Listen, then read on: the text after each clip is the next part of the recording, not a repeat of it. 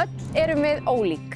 Ólík áhugamál, ólíkar þarfir og ólíkar áherslur í lífinu. Og ef Guð lofar, þá eldumst við öll. Og Reykjavík á að vera besti staður í heimi til þess. En þá þurfum við að byrja strax. Til þess að svo verði þurfum við að spyrja okkur, hvernig vil ég haga mínum efri árum? Eigum við ekki einmitt að koma fram við aðra eins og við viljum að koma fram við okkur? Ég mun vilja búa heima eins lengi og ég get og fá þá þjónustu sem ég þarf heim eins lengi og ég vil. En þú, Brynjar?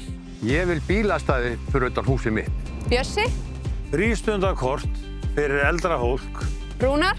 Ég vil geta komist borgina minna á upphituðum göngustígum að vetri og sest á bekk og notið borgarlandsins að sumri.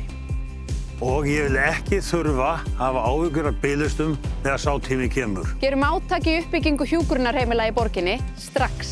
Og uppbyggingu lífsgæðakjarna eins og eru hér á Mörkinni og Sléttuvegi strax. Og byggjum upp félagsstarf eldri fólks í borginni. Aukum afslætti á fasteignagjöldum fyrir eldri borgara.